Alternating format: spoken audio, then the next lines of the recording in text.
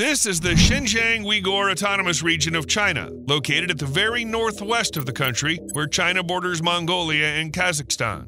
And it's not just some region, we're talking about a massive area of over 618,000 square miles. By the way, it's the 8th largest region in the world, though only about 9.7% of Xinjiang's land is suitable for living. The rest is made up of dry meadows and deserts, and there are 3 deserts here, making it the driest region in the country. And when the deserts end, huge mountain ranges start. Definitely not the best place to live. So based on its location, you've probably already figured out that the region has no access to the sea, and the nearest one is thousands of miles away. According to the Guinness World Records, Urumqi, the capital of the Xinjiang Uyghur Autonomous Region, is farther from the sea than any other city in the world. Now, picture in your mind a dry, barren, and desert-like region. And this is exactly where China decided to bring and release millions of fish, crabs, and more. What? I'll explain in a moment. But first, you know what.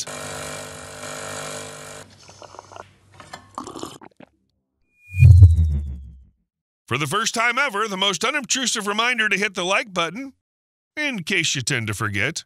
So we're in the Taklamakan Desert, known as the Sea of Death. There's damn little rainfall, high evaporation, frequent sandstorms. For a long time, the environment here created huge problems for everything. But recently, everything changed. One day, right in the heart of the Taklamakan Desert, a few people pressed buttons on control panels, and that kick-started local aquaculture. 100,000 sea fish fry, including gold silk sea bream, grouper, mud skippers, and many others, were placed in specially created ponds, where they immediately began fighting for food. The lively scene was in sharp contrast to the endless desert around it, and despite the harsh conditions, the fry quickly adapted to their new habitat. After careful breeding, the survival rate reached 99%. This marked the beginning of a massive project, and today, in this water-scarce inland province, tens of thousands of people make a living from fishing. What's more, the average income of fishermen in Xinjiang in 2016 reached 16,600 yuan, or $2,300 US, which is more than $800 higher than the average income of local farmers. That seems strange and almost impossible. Yet in the basins of desert rivers once prone to droughts, there are now vast fish farming facilities, specifically in lakes suitable for fish farming, Bosten Lake, Ulungor Lake, and Sairam Lake. I agree, the very idea of farming seafood or fish in the desert sounds completely insane. It's like, I don't know, harvesting timber in Antarctica. But it turned out that it's not as bad as it sounds. Of course, the biggest problem is the environmental conditions, but the desert has plenty of sunlight and a large temperature difference between day and night, which in fact even benefits some marine organisms. In the desert, as I mentioned, sandstorms occur, but even this has been dealt with too. The district's meteorological bureau has set up a complex network of weather monitoring in the fish farming area. Relying on advanced forecasting models, the Bureau provides farmers with 48-hour weather forecasts.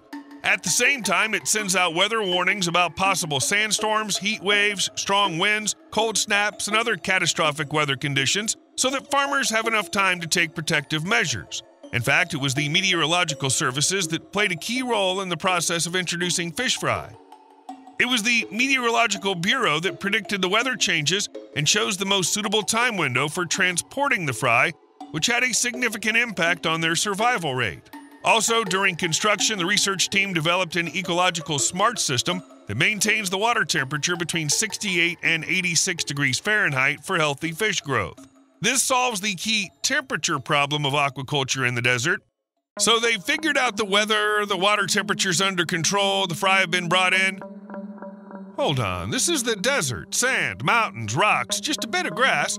How did water even come into play here? And enough to raise fish, no less? It turns out this desert is not so simple. On the northwest edge of the Taklamakan Desert, there are 707 acres of saline alkaline waters that are part of a national protected area. Plus, there are rivers, lakes, reservoirs. Yes, the climate's very dry, and there's a lot of sun, but that doesn't mean there's a complete lack of water, surprisingly. In total, despite being far from the ocean, Xinjiang boasts a water area of 2,100 square miles.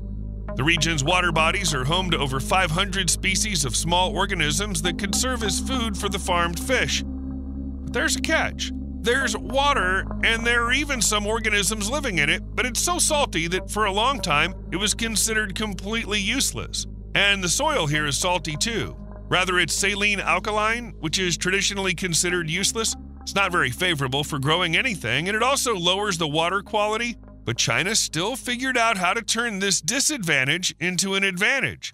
It all started with the Hongqi farm, where a bold experiment began to farm sea fish in saline alkaline water. Of course, it wasn't as simple as just releasing the fish into such conditions and hoping for the best.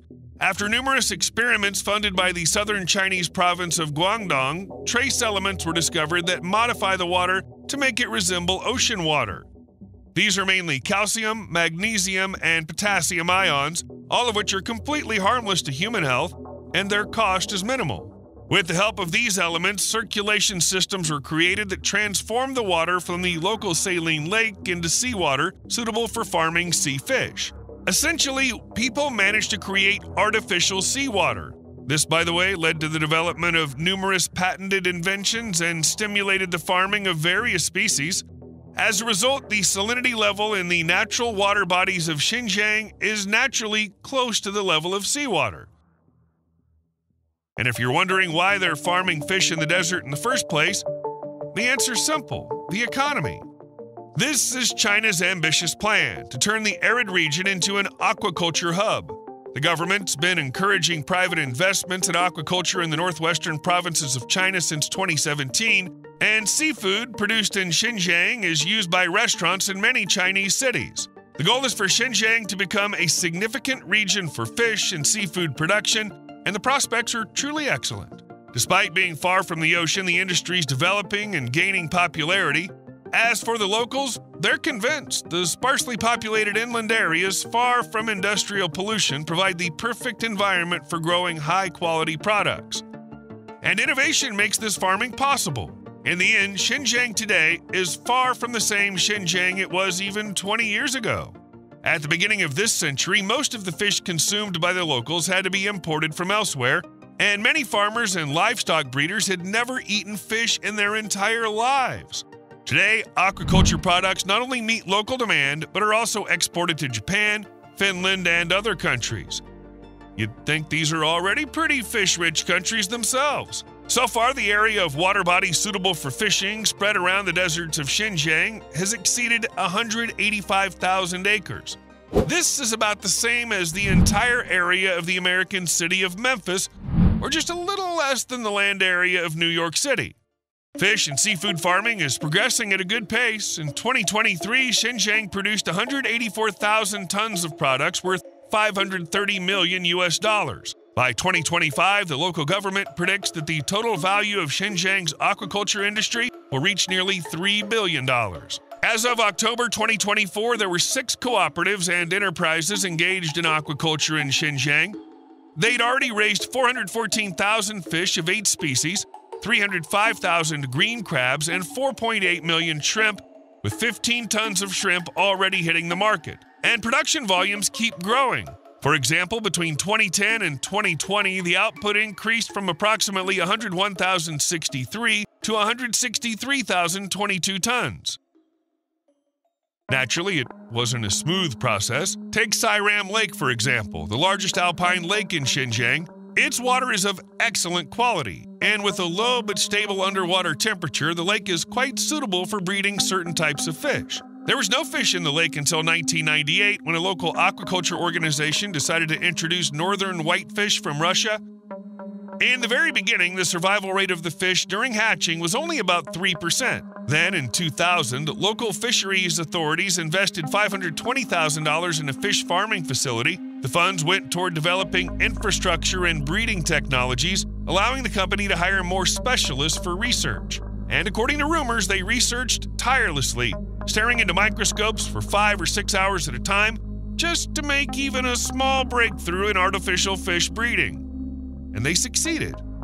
Over the next decade, the technology gradually improved as the company studied and optimized new incubation methods. In the end, the survival rate increased from 3% to 36%. How did they achieve this? Let me tell you. After hatching in the spring, the fry is placed in a new pond where they can grow up to 1.6 inches in the first month. This is a huge achievement because back in 1998, when the fish were first introduced, they only grew 0.7 inches in 3 months. So the fry grow, and then in June, most of the surviving fish are released into the lake. The remaining ones are bought by local farmers who are also involved in aquaculture. The fish growing in the lake take 3 to 4 years to reach the optimal market weight, more than 2 pounds. In short, all the research paid off. Sairam Lake has become an important hub for cold water fish production, and the company's now one of China's largest exporters of northern whitefish with an annual output of over 400 tons. By the way, what kind of fish do they farm in Xinjiang? In fact, a lot of species, including freshwater fish, king prawn, abalone, and lobsters. For example, at one of the farms, they successfully raised South American white shrimp in 2023, and in May 2024, they began trial attempts to farm grouper. But shrimp are especially popular because of their taste and quality, which resemble ocean seafood. On another farm, they tried farming a variety of seafood, from shrimp to lobsters, but ultimately settled on tilapia. It turned out to be both profitable and easy to grow. So profitable and easy, in fact, that the farm built 165 acres of fish ponds, raising 650,000 tilapia in a short period and earning over $1 million. Meanwhile, at Bosten Lake, a record-breaking 4,000-plus tons of crabs were harvested in 2023. That year also saw record numbers of shrimp and even salmon. The local salmon is processed, packed, and delivered to consumers' tables in less than 24 hours from the moment it's caught. And just think about it. Salmon grown in the desert. It's simply incredible. Though actually many of the species farmed in Xinjiang are extremely picky. They require high-quality water for spawning with strict temperature and salinity requirements, and all of these conditions have been met. Moreover, they produce not just fish and seafood, but even pearls. Yes, in the middle of the desert. Pearls are the latest achievement of Xinjiang's aquaculture sector. The pearl farming project was first launched in 2022, but it only recently caught the public's attention. In 2023, investors began farming about 2 million pearl oysters and plan to start selling their first pearls in the second half of 2025. In my opinion, the very fact that this pearl is being farmed in the desert could significantly increase its value. What's interesting is that the unique climate of Xinjiang, with its huge temperature fluctuations between day and night and plenty of sunshine, is perfect not only for certain fish, but also for pearl farming. These conditions give the pearls a rich luster and a special texture. Special technologies allow organic waste produced by the fish to be transformed into essential substances such as amino acids and nitrates. These compounds are crucial for the growth and health of aquatic plants, which in turn provide nutrient-rich food for pearl oysters. The oysters themselves help improve the water quality of local lakes, reducing the cost of water purification for the aquafarms. This is the circle of life in action. As for the rest of the products, as I mentioned before, they're not only sold within China, but also exported to other countries. The Xinjiang seafood brand has even become popular on Chinese social media, and people are seriously discussing the prospects of seafood production in other inland areas of the country. What particularly appeals to consumers is the eco-friendly nature of the products. Many are concerned about the safety of seafood after hearing about Japan's plans to release radioactive wastewater into the sea. In general, oceans are becoming more polluted, while the desert water is unexpectedly clean and free of harmful impurities. And all of this, of course, couldn't help but affect the region. Jobs at one farm can increase the annual income of each of the 30 local households by $2,000 to $2,700. The number of households is expected to grow as more types of fish are introduced. In other words, the more varieties of fish they farm in the desert, the more people will get involved in it. In 2023, the volume of online retail sales of aquatic products in Xinjiang reached $54.29 million, an increase of 106.26% compared to the previous year. And yes, these numbers are constantly growing as well. One of Xinjiang's distinct advantages is that it fulfills the demand for seafood in China, reducing the country's reliance on imports. In one of my videos, I talked about how China is purchasing record amounts of food globally. Well, maybe at least when it comes to fish and seafood, they can move towards self-sufficiency. The popularity of Xinjiang's marine aquaculture gives it a great opportunity for growth, and as more people become aware of Xinjiang fish products, the region could attract more investments to expand production and meet the growing consumer demand. But it's not just about the fish. New businesses are supported by the constant improvement of local infrastructure. Thanks to rapid progress in high-speed rail networks, civil aviation, energy supply, and logistics, aquatic products from Xinjiang can now even be delivered to coastal provinces. There's something ironic about this, don't you think? Living by the sea and eating fish grown in the desert? The most important news of the past few days is that I had something stuck in my foot. But for the last 10 years, it's always been hair, not wood. Have you ever had a hair stuck in your foot? Salmon farms. In general, China has seriously focused on the development of deserts and is actively farming various fish there. But I suppose I haven't given enough attention to salmon. Over the past decade, tens of thousands of tons of salmon have been farmed in the Xinjiang Uyghur Autonomous Region. What's more, this fish doesn't just end up on the tables of Chinese citizens, but is also sold all over the world. And it's all because foreign buyers highly value Chinese salmon, as the farming conditions are almost perfect. Tianyun, a company that operates salmon farms in the desert, has developed an eco-friendly farming system and set fish farming standards across the country. They've also developed and implemented the country's first underwater cleaning robot, and this company was the first in the country to build a semi-closed recirculating aquaculture system. It's no wonder that this salmon's so highly valued. Currently, the company is capable of farming 40 million salmon fry per year, and its annual production capacity has reached 12,000 tons. The company's also built a complete salmon production chain, including research and development, fry breeding, smart farming, deep processing, and sales. Overall, the Chinese have done an excellent job. Overall, salmon farming as an industry is very beneficial for the country. For example, fish farms in the desert have helped over 3,000 people find jobs. Moreover, in 2023, the production volume of aquatic products in Xinjiang reached 183,900 tons, which became the highest figure among the 5 provincial-level regions in the northwest of China. It's worth mentioning that despite the recent rise in popularity, local salmon aquaculture is not something new. For example, rainbow trout was first introduced to the Ili River Valley in western Xinjiang back in the 1970s. So there was already a precedent for fish farming in this particular area, and based on past technological breakthroughs, the company Tianyun was founded. Since 2014, it's created a unique full-cycle salmon farming system and sells its products worldwide. Desert rice. Now let's take a look at what else can be grown in the desert besides fish, shrimp, and pearls. The Taklamakan Desert in Xinjiang is over 116,000 square miles of sand, yet on this barren land, real miracles can happen.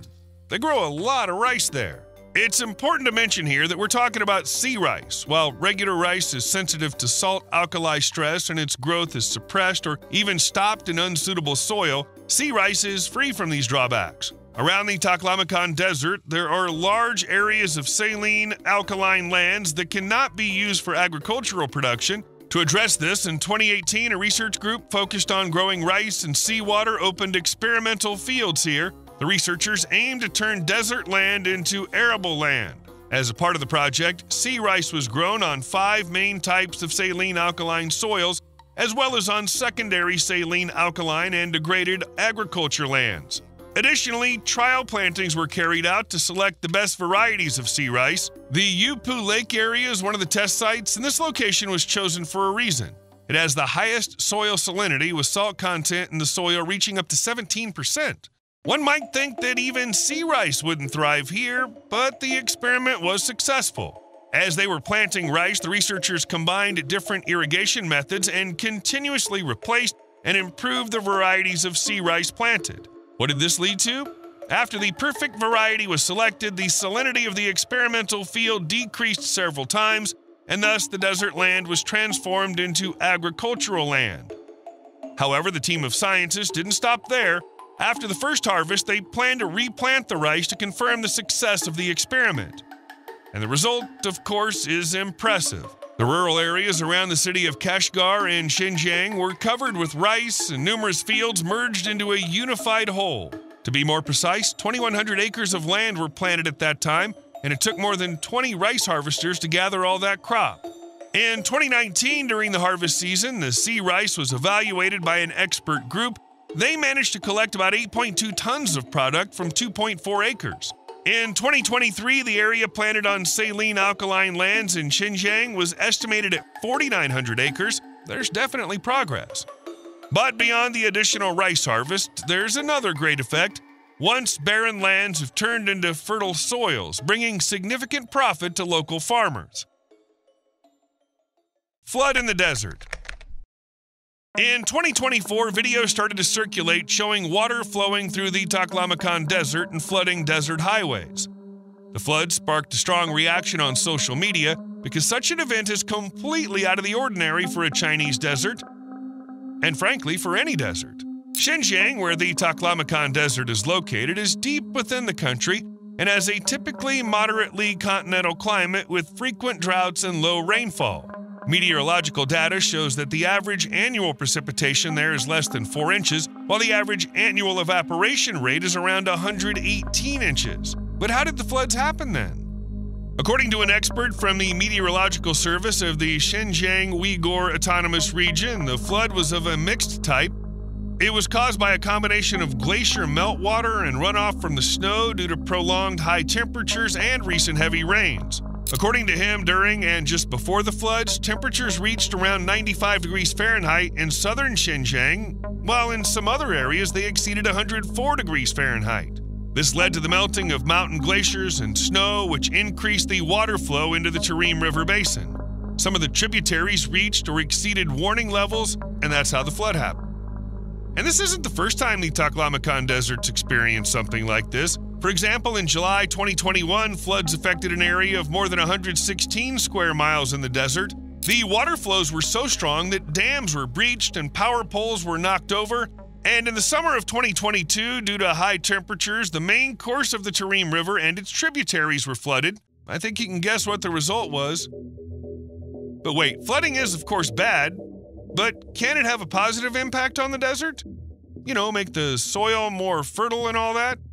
Turns out it doesn't work like that with the Taklamakan Desert, and probably not with any other desert either. Since 2021, floods have happened every summer in the Taklamakan Desert, meaning a huge amount of water flows in. Yes, some parts of the desert have become wet, but it doesn't last long. As I mentioned, most of the water comes from melting glaciers in the mountains, so once the glaciers melt away, all the water will dry up and the desert will return to its usual state. As for the increasing rainfall, you can't rely on that either. Remember what I mentioned about evaporation in the desert? It's several times higher than the amount of rainfall, and the soil in the Taklamakan Desert is sandy, which, unlike clay soil, has a hard time holding water.